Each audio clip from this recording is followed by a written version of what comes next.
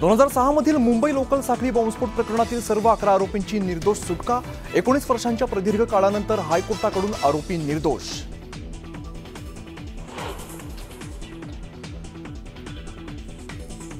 Honey trap प्रकरणी संजय राऊतांचा खळबळजनक tweet. Social मीडियावरती गिरीश महाजन आणि प्रफुल्ल लोढा यांचा फोटो शेअर करत केले गंभीर आरोप।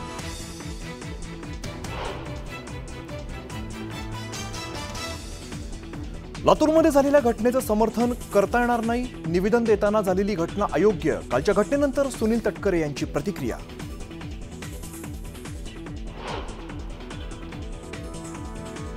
राष्ट्रवादीचे नेते सूरज चव्हाणांकडून दिलगिरी व्यक्त। छावा संघटनेच्या विजयकुमार घाडगेंच्या मारहाण प्रकरणावरती माफी मागत भेट घेणार असल्याची माहिती।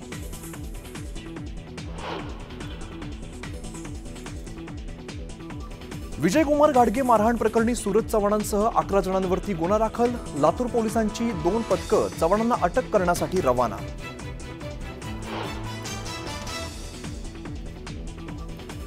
विजयकुमार घाडगेंवरील हल्ल्यानंतर छावा संघटना आक्रमक। धाराशिवमध्ये एनसीपी कार्यालयाबाहेर गोंधळ।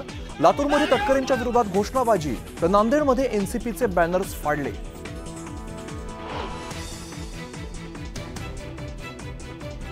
आई माझ्या शिक्षणाचा त्रास घेऊ नको, सुसाईड नोट लिहित महिला पोलिसाच्या लेकीने संपवलं जीवन। नाशिकमधील घटनेमुळे हळहळ व्यक्त।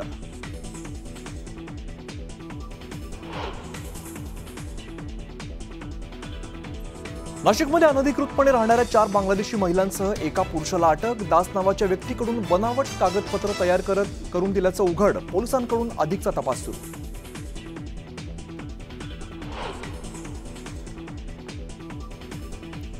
पुण्यातील सारथी संस्थेला गेल्या 2 महिन्यांपासून व्यवस्थापक संचालक नाही। राज्य सरकारकडून अधिकाऱ्यांची नियुक्ती नाही। सारथीचा कारभार राम भरोसे।